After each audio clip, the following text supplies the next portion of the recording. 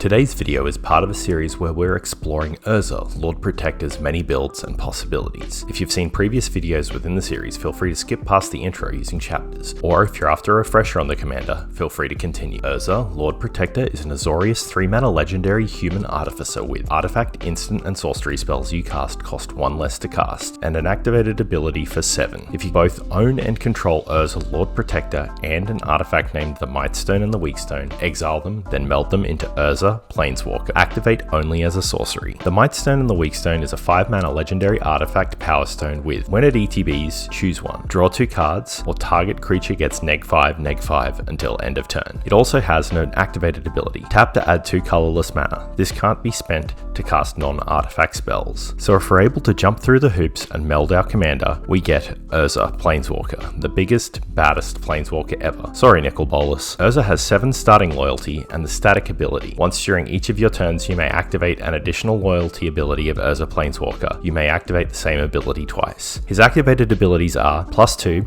artifact, instant, and sorcery spells you cast this turn cost 2 less to cast. You gain 2 life. +1, draw 2 cards, then discard a card. 0, create 2 1/1 colorless soldier artifact creature tokens. -3, exile target non-land permanent. And -10, artifacts and planeswalkers you control gain indestructible until end of turn. Destroy all non-land permanents. While obviously powerful, this commander is extremely versatile as well. We're going to be exploring a few versions of the deck, so make sure you subscribe if you haven't already to see alternative builds of the commander.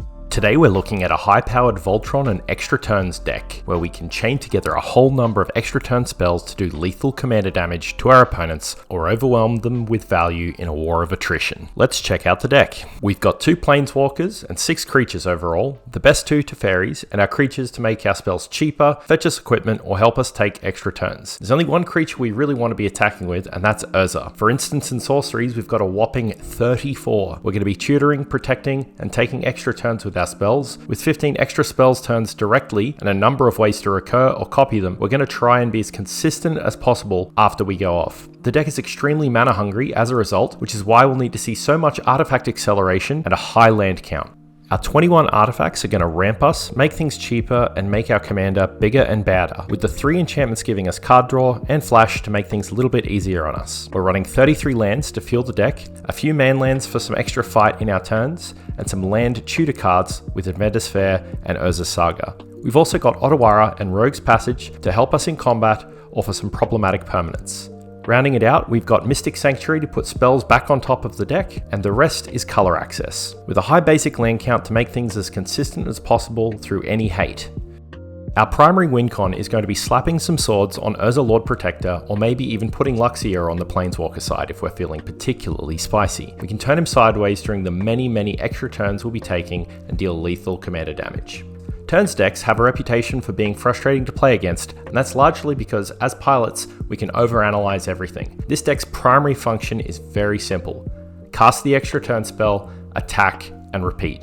All you need to consider between your turns is whether the cards that you've drawn are going to give you an extra turn after this one. Think of your opponent's life total in terms of how many hits they can take with your commander. The Voltron aspect of the deck means that you should prioritize your attacks into an opponent one by one.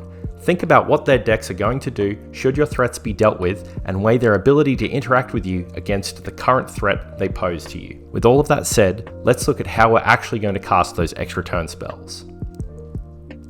Urza has his own cost reduction built in, but to add on top, we can add Grand Arbiter, Baral, Sten, Cloud Key, and Sapphire Medallion. That's a total of 6 generic mana off of your extra turn spells, making most of them cost 1 to 2 blue each.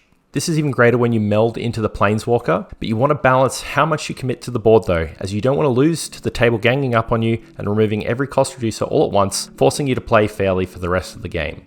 Stoneforge is a house in this deck, and we can get our big beefy swords or even Luxia if needed, because Urza Planeswalker can attack as an 11/11. Not a lot of hits needed with that. The package is flexible, but you should be prioritizing trample if your opponents have chump blockers. Don't forget about the value of hexproof with Swiftfoot boots, and avoid putting Lightning Greaves in the deck as they give him Shroud, which means that you can't equip your stabby things to him. Whisper Silk Cloak gets a pass however because it gives him unblockable.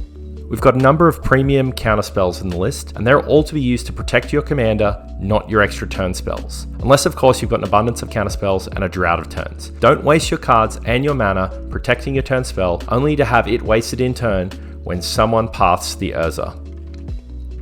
That's pretty much the deck. The last piece of advice I could give when piloting is to make sure that you're appropriately set up before you start taking extra turns. Have your commander out and hopefully a piece of equipment as well, or an engine that can generate you value. Otherwise, you're basically spending 6 mana to cast Growth Spiral over and over again. This has been part 3 of our series on the many ways that you can build Urza, and it's been really interesting putting together so many different ideas for the deck archetypes. If you like what you saw here, consider checking out the other videos in the series if you haven't already. Don't forget to eat your vegetables and subscribe for more deck techs, shorts, and memes. Thanks for watching, and bye for now.